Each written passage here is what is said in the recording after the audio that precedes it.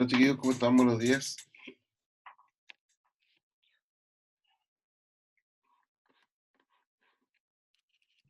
Bien, profe. Hola Vicente, ¿cómo está?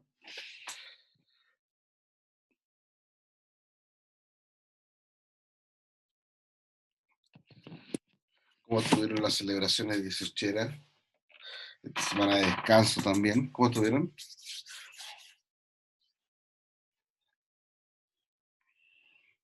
Bien, parece que bien, quedaron mudos. Qué bueno, María Ignacia, me alegro. Espero que lo hayan pasado bien, espero que lo hayan pasado ahí en familia, eh, obviamente con los cuidados y todo que se han recomendado para evitar el aumento de la propagación de este virus que nos ha afectado ya bastante rato y quién sabe para cuánto rato más también. Así que espero que hayan sido unas celebraciones bien bonitas dentro de todo y obviamente en familia. Chiquillos, les cuento algunas informaciones varias. Eh, esta semana voy a enviar los resultados de la evaluación de la unidad 4. Estoy ahí, ahora he estado entre ayer en la tarde y noche y espero continuar hoy día con el traspaso de la información desde el formato del Google Forms hacia, hacia las planillas que me solicita dirección. Así que ahí estaba metido con eso y espero yo hoy día estar enviando los resultados o a más tardar mañana para también el día de mañana estar subiendo, el día de hoy, estar subiendo el temario de la evaluación de la unidad 5 y el día de mañana estar subiendo la evaluación como tal de la unidad 5 junto con todo el material que corresponde a esa evaluación. ¿Ya? Eh, esta evaluación de la unidad 5 va a estar abierta hasta el próximo jueves, si no me equivoco, próximo jueves, el jueves 2, no, jueves primero, no recuerdo si 30 o primero de octubre, y el día viernes, al día siguiente, va a estar abierta la evaluación siguiente eh, de la unidad 6. ¿Ya? ¿Por qué todo esto igual un poquito justo de los tiempos? Porque la idea es en el mes de octubre trabajar por completo y directamente en el mes de octubre la unidad 7 y trabajar también en el proceso de evaluación mismo de la misma unidad 7 al momento de hacer la unidad.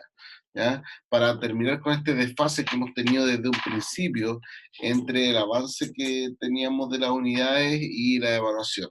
Así que por eso es que quedaron un poquito justos ahí los tiempos, pero creo que no deberían tener mayor problema con eso. ¿Ya? Tengo también, tengo también todo listo en lo que son las evaluaciones, así que no deberíamos tener ningún problema con todo eso que les estoy mencionando. Así que eso, ¿alguna duda, alguna consulta?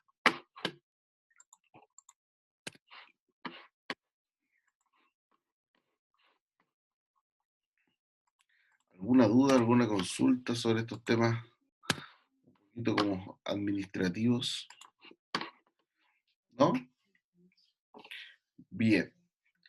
Chiquillos, estamos viendo en esta unidad 6 el proceso de independencia de Estados Unidos, proceso de independencia americano, y vamos a empezar hoy día ya de lleno con el proceso de independencia de Chile.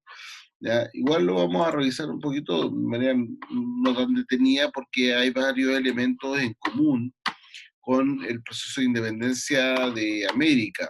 Por lo tanto, no es necesario tanta detención en algunos aspectos porque van a ser bastante comunes. al desarrollo del proceso de independencia de América. Así que comencemos a revisar la independencia de Chile, que ya la celebramos la semana pasada. Primero, algunas interpretaciones sobre el proceso de independencia de Chile o algunas visiones de este proceso, como se ha visto desde la historia, eh, porque también para algunos, por algo es que se celebra o se conmemora el 18 de septiembre como la independencia de Chile, pero en realidad, como les dije en la clase anterior, no, no hay una independencia que celebrar aún, al menos. Por lo tanto, como dice Jaime Aguirre en Ideario y Ruta de la Emancipación Chilena, él dice, a los inicios de la independencia no tuvieron ninguna intención de separarse del rey los integrantes de la Junta. No había un interés separatista. Entonces, eh, sí, lo que hicieron fue formar una junta de gobierno en reacción a lo que se estaba haciendo en España durante el periodo que estaba detenido el rey Fernando VII por parte de Napoleón Bonaparte. Pero no es como ya aprovechemos ahora y nos independizamos de manera explícita. Obviamente no podían hacerlo de manera explícita porque eso significaba ser acusado de traición al rey y ese crimen era pagado con la pena de muerte. Por lo tanto, también uno tiene que leer un poquito entre líneas. Sin embargo, dice Jaime Seguir, dice que el sentimiento de los criollos y de los participantes de la primera Junta de Gobierno de Chile es la lealtad al rey, ¿ya? Y que con el tiempo, con el desarrollo del proceso de independencia, esta lealtad al rey se va a ir cambiando hacia un anhelo, una búsqueda de la independencia, pero que fue con el desarrollo del tiempo. Don Sergio Villalobos, en Tradición y Reforma de 1810, eh, Sergio Villalobos habla pues, sobre todo, generalmente se ha dedicado bastante Villalobos al trabajo de la sociedad y la cultura, ¿no? Eso ha sido más o menos su foco, al menos en los últimos trabajos que ha hecho. Y él centra el análisis en el proceso de forma integral a partir de las causas. Entonces él dice que hubo gran influencia tanto de los hechos internacionales, la Revolución Francesa, la independencia de Estados Unidos y obviamente el apresamiento del rey Fernando VII por Napoleón, pero que influyeron mucho de elementos internos como el resentimiento y el odio incluso a los españoles, ¿ya?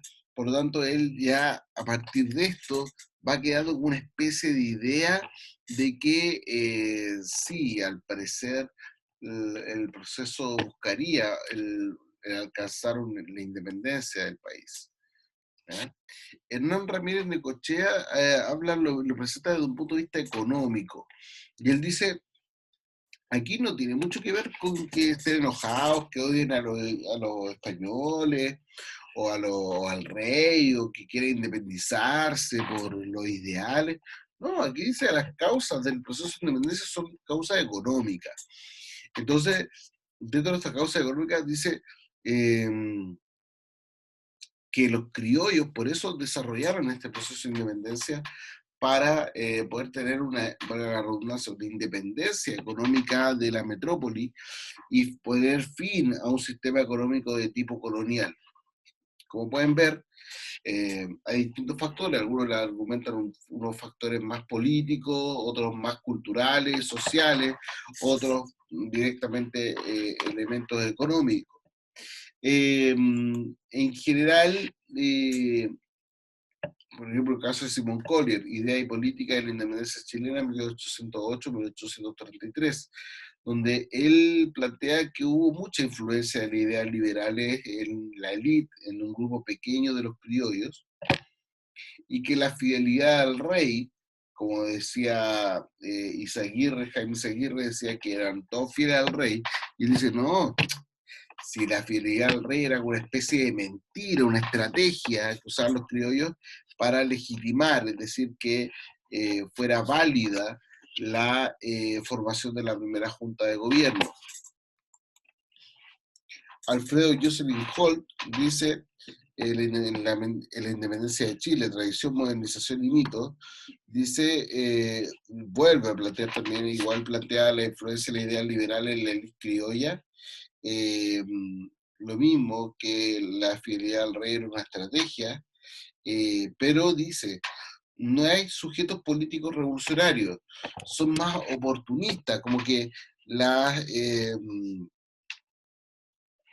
situación fue llevando al desarrollo de independencia. No es que todo el mundo, o hayan habido algunos cabecillas del proceso.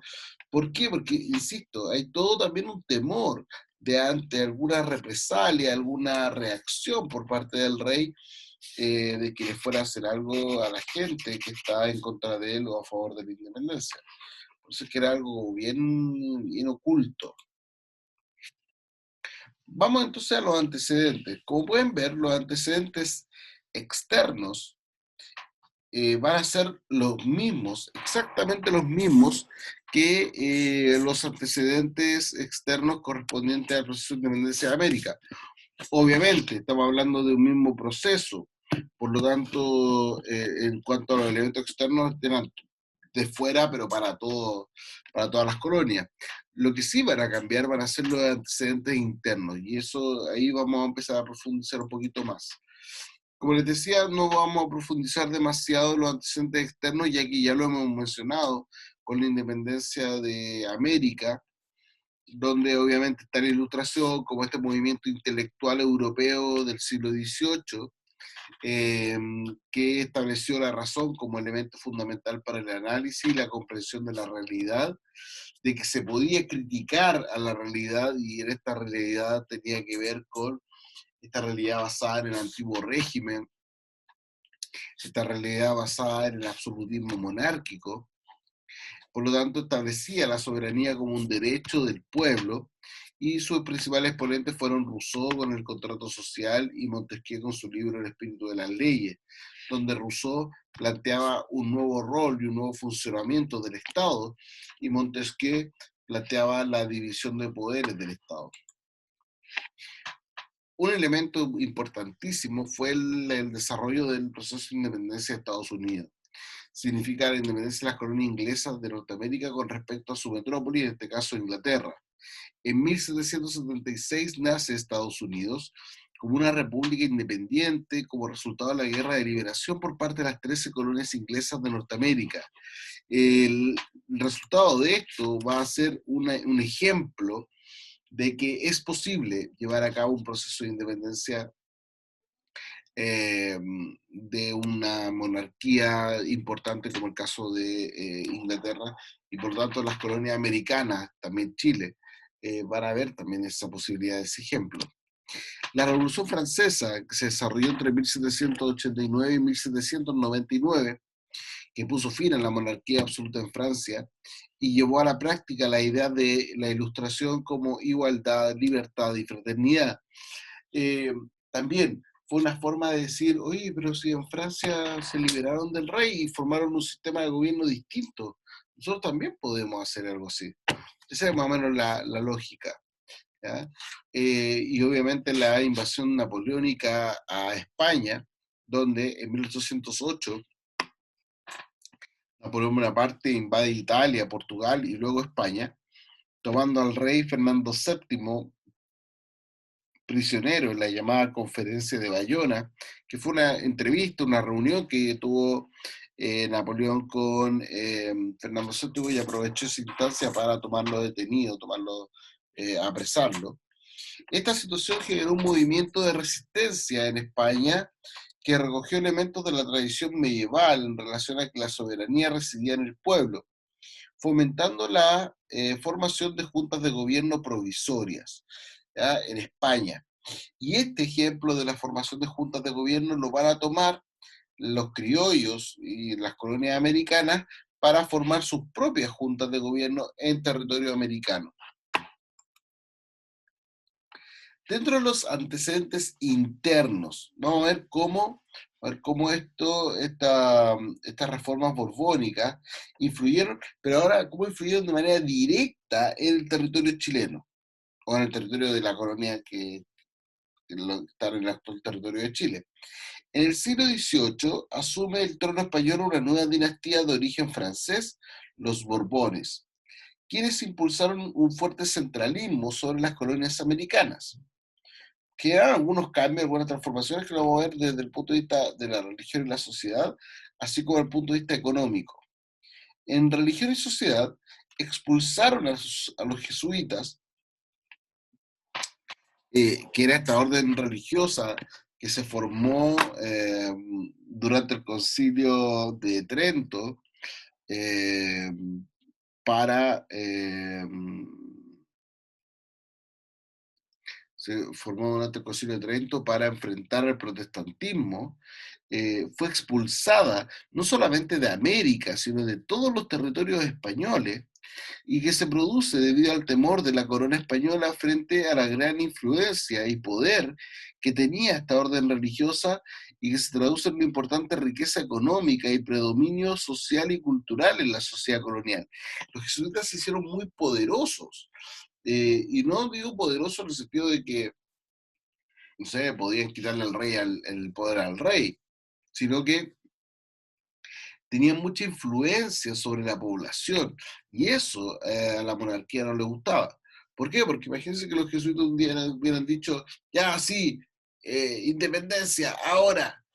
Digo, habrían dominado al pueblo y no era lo que quería, obviamente, la corona española.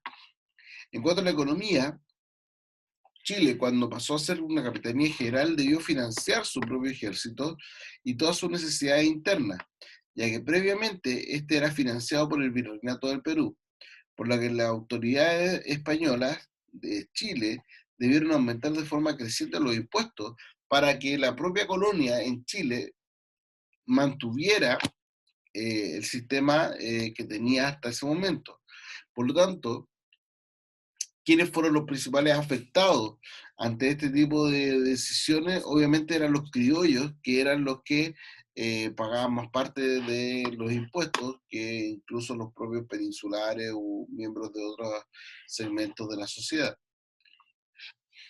A esto se suma una fuerte crisis económica del régimen colonial, donde a partir del fin del monopolio comercial y el establecimiento de la Ordenanza de Libre Comercio de 1778, los mercados chilenos se encontraban sobresaturados de mercaderías extranjeras a bajísimos precios. Los comerciantes y la precaria industria nacional quebraron. Por otra parte, se generó una grave escasez de circulante o de dinero por el flujo constante de oro y plata como pago de las importaciones. En cierta manera, la élite criolla experimentaba una sensación de injusticia y falta de posibilidades de progresar. La libertad de comercio no solucionaba sus problemas inmediatos, sino más bien los aumentaba. ¿Por qué? Les comentaba en algún momento de que los criollos, como no podían participar en política, se dedicaban principalmente al comercio. Por lo tanto, ellos hacían funcionar... Gracias, perdón. Por lo tanto, ellos hacían funcionar el sistema económico colonial a partir del monopolio. Lo hacían funcionar de manera legal, pero cuando se establece el libre comercio para todos los territorios coloniales, esto va a significar que va a llegar y se va a llenar esto de productos, pero a mucho menor costo del que lo habían comprado los criollos. Por lo tanto, esto obviamente lo iba a perjudicar a estos miembros de la sociedad colonial. Y otro elemento que para mí también es uno de los elementos más importantes es el gobierno de García Carrasco. García Carrasco fue uno de los últimos gobernadores que tuvo Chile, eh, y tuvo un pésimo gobierno. Era muy corrupto, eh, aumentaron cada vez más los impuestos, por lo tanto nadie quería a don Francisco Antonio García Carrasco. Eh, Esto provocó que un grupo de los criollos buscara una manera de sacarlo del cargo de gobernador y asumió el poder don Mateo de Toro y Zambrano, un hombre anciano y fácil de manejar por parte de los criollos. Todo esto, unido a la noticia de que se había formado una junta de gobierno en Buenos Aires que estaba pensada para proteger el poder del rey en su ausencia, consolidó la necesidad de formar también en Chile una primera junta de gobierno. ¿Ya? Entonces, finalmente, si ustedes me preguntan, profe, ¿podría haber sido la independencia de Chile solamente por los antecedentes externos? Yo le había dicho que probablemente no, no lo sabemos, pero probablemente no. Solamente por los elementos económicos, yo creo que no. ¿Por qué? Porque los problemas económicos venían de hace rato. Los problemas económicos vienen desde fines del siglo XVIII. Por lo tanto, no es nada nuevo. Lo que sí cambió fue, primero, el mal gobierno. Mal gobierno. De hecho, en la formación, al momento de formarse la primera junta de gobierno, algunos de los gritos que hacía la gente era eh, eh, junta queremos, abajo el mal gobierno, viva el rey. Esas cosas gritaban. Entonces, y eso resume la situación en que estaba la colonia en Chile, donde había un cuestionamiento a quienes ejercían el poder, en especial Francisco Antonio García Carrasco, y en segundo lugar la lealtad al rey. ¿Ya? Y más el tema de la necesidad de formar un gobierno propio mientras el rey estaba preso por parte de Napoleón. Todo eso se sumó, como les decía, esto es como meterte dentro de una juguera, se suma todo esto y da como resultado el inicio del proceso de independencia de Chile. Vamos a reconocer en este proceso de independencia tres grandes periodos, que en general todavía se utiliza bastante esta diferenciación eh, y, eh, y por lo tanto por eso también la menciono y la reviso, por si usted al momento de revisar textos, libros u otras fuentes, les aparece esta división de periodos. Primero, una patria vieja, que se desarrolla entre 1810 y 1814, se inicia el 18 de septiembre de 1810 y termina el 2 de octubre de 1814 con la derrota del ejército patriota en el desastre de Rancagua. Luego le sigue un periodo de reconquista, o también como se le ha llamado últimamente, se le llama de restauración colonial, que se desarrolla entre 1814 y 1817, que se inicia con la derrota en Rancagua y termina con el triunfo del ejército libertador en la batalla de Chacabuco. Y luego la Patria Nueva, que se desarrolla entre 1817, del triunfo de Chacabuco, y finaliza,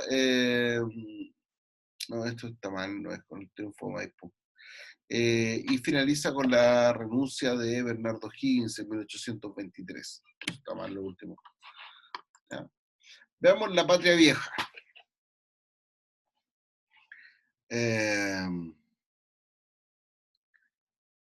La Patria Vieja. La Patria Vieja, como les decía, se desarrolla entre 1810 y 1814. En la sesión se formó un cabildo abierto el día 18 de septiembre y los juntistas gritaron fuertemente: Junta queremos. Como les decía, abajo el mal gobierno, viva el rey. Ese tipo de cosas gritaban. De esta forma, el anciano Mateo Toro y Zambrano accede a formar una junta de gobierno, entrega el bastón que simbolizaba que él tenía el mando en el territorio colonial de Chile, y dice, aquí está el bastón, disponed de él y del mando. Comenzó de esta manera la patria vieja. La patria vieja y la formación de esta primera junta de gobierno se declaró fiel a Fernando VII y tomó algunas medidas. ¿Ya? Ojo con las medidas, porque las medidas va a ser, en las medidas va a haber elementos de independencia. Por eso es que hay algunos historiadores que no comparten mucho la idea de que siempre fueron fieles al rey, sino que fueron fieles, pero por temor a que no le hicieran algo, porque estas medidas no fueron tan fieles hacia Fernando VII. ¿Ya? Veamos. Cuando formamos la primera junta, dice, ya, vamos a formar una junta de gobierno, sí, pero dentro de la junta, lo voy a anotar por acá, para que lo tengan ustedes ahí claro. Dentro de la junta, podemos decir que se dividió en dos partes, ¿ya? Unos que eran los moderados y unos que eran un poquito más radicales. Los moderados, y que eran, bueno, me lo voy a anotar mejor porque si no, estaban los moderados y estaban los más, que se le llama los exaltados. Dentro de los moderados,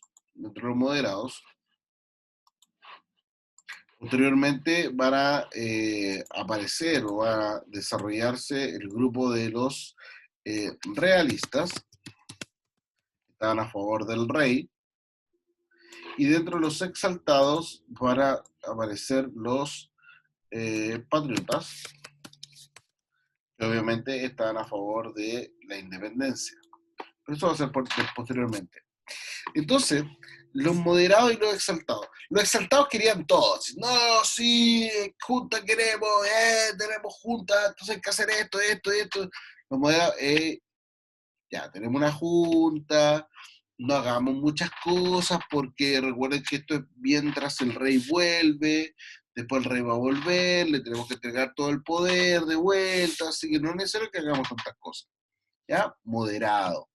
Otros más exaltados, sí, dale con todo. Resulta que en la Junta había más miembros, del grupo de los exaltados. ¿Ya? Obviamente los exaltados, les vuelvo a repetir, no podían hablar de la independencia, no es como, sí, seamos independientes, no podían hacer eso. ¿Por qué? Porque eso significaba ser un traidor al rey. Por lo tanto, lo que hacían era siempre hacer cosas, pero decir que eran fiel al rey. Por ejemplo, organizaron las primeras milicias para defender el reino, para defender la colonia. Entonces era como los moderados haciendo como, a ver, ¿por qué vamos a formar una milicia? ¿Por qué vamos a formar un ejército? Y los exaltados decían, no, se quieren independizar, les decían los moderados, no, ustedes no deberían independizarse. No, les decían los exaltados, no, tranquilo. Necesitamos formar milicia y un ejército acá, y si nos ataca Napoleón, nos atacan los franceses, no tenemos al rey para que nos defienda. Ah, decían los moderados, sí, tienen razón, es necesario tener una milicia. ¿Viste? Ah, pero somos fieles al rey. Ah, súper. Después, los exaltados dicen, sí, vamos a tener libertad de comercio para venderle y comprarle a quien todos nosotros queramos. Decían los moderados, a ver, ¿ustedes no le quieren vender más a España? ¿No le quieren comprar más a España? Porque eso es traición. No, decían los exaltados, no. No podemos comprarle a España porque España fue ocupada por los franceses. Entonces nosotros tenemos que comprarle a alguien porque no podemos quedarnos sin los productos. Por lo tanto, le vamos a comprar a aquellos países que sean neutrales o que sean aliados de España, por ejemplo, como Inglaterra. Ah, pero después cuando vuelva el rey, porque nosotros somos fieles al rey, cuando el rey vuelva, nosotros vamos a volver a comprarle solo a España. Ah, porque somos fieles al rey. Ah, ok, ya. Yo pensé que ustedes se querían independizar. No, no, nada que ver. ¿Ya? Luego dicen, y además lo que hay que hacer un Congreso Nacional. No, ya paren. O sea, ¿Congreso Nacional para qué? ¿Para qué vamos a hacer un Congreso Nacional? Decían los moderados, ¿por qué vamos a hacer un Congreso Nacional? Si los congresos se hacen leyes y nosotros no necesitamos hacer leyes porque tenemos al rey. Y decían los exaltados, sí, ok, pero en el Congreso Nacional no es solamente que se hacen leyes, en el Congreso Nacional también participan representantes de todo el territorio. Y acá solamente hay gente de Santiago. Ah, pero ustedes no quieren crear leyes para independizarse el rey. No, si nosotros somos fieles al rey, somos súper fieles. Ah, ya, entonces sí, sí, así, no hay problema. Y se convocó a la creación de un Congreso Nacional. ¿Ya? Como pueden ver, estos pasos, estas medidas de la Junta de Gobierno tenían un olor a independencia. Tenían un olor a independencia. Había una pinta de independencia. ¿Ya? Pero los exaltados escondieron esta intención de independencia bajo las necesidades que tenía el territorio y la Junta asumiendo el poder que le correspondía al rey. Y por eso es que pudieron hacer todas estas cosas.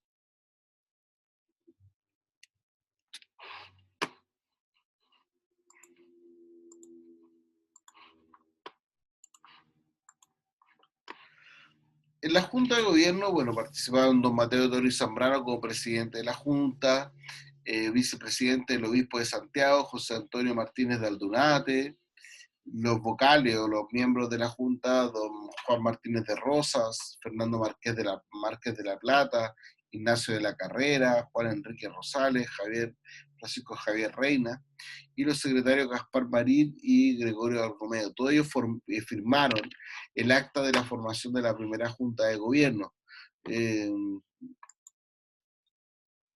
De esta forma, entonces, se crea y comienza a funcionar el primer Congreso Nacional.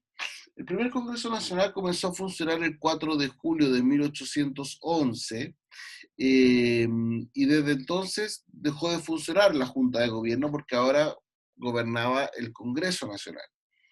El Congreso Nacional estaba conformado por 42 diputados que en general se dividían en dos grupos. El grupo de los moderados, que como ya lo hemos visto, eran fieles a España y al rey, era el grupo mayoritario, y contaba con 24 diputados más 4 realistas. O sea, digamos, eran 42, entonces lo voy a anotar por aquí para que hagamos el cálculo. Eran 42, ¿cierto? 42. De esos 42, habían 24 que eran moderados, como el M. Habían 4 que eran realistas como tales, que solo querían al rey, nada más.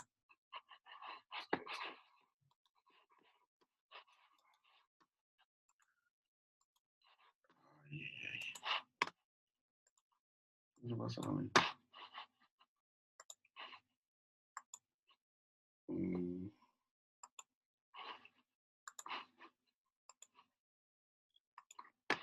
Y ahí está. Entonces teníamos 42. De estos 42 había 24 que eran moderados, que además sumaban sus votos a 4 que eran realistas. Y por el otro lado, estaban los exaltados, que eran 14 exaltados, y que su principal intención era dejar de depender del rey. Ahí estaban los 42 diputados, ¿ya? Eh, Obviamente querían desentenderse del rey, pero no podían decir que querían la independencia, vuelvo a repetirlo, no pueden decir, sí, queremos ser independientes, porque eso es traición.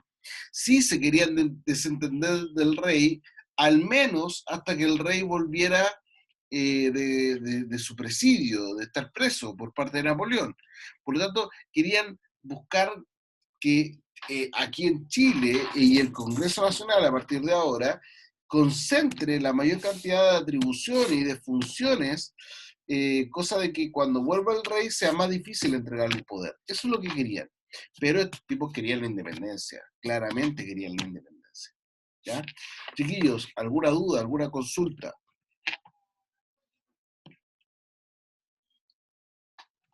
¿Por qué es tan buen profesor? ¿Ah? ¿Por qué es tan buen profesor? ¿Por qué me dice eso, Vicente? Asumo que dice eso porque le quedó todo claro.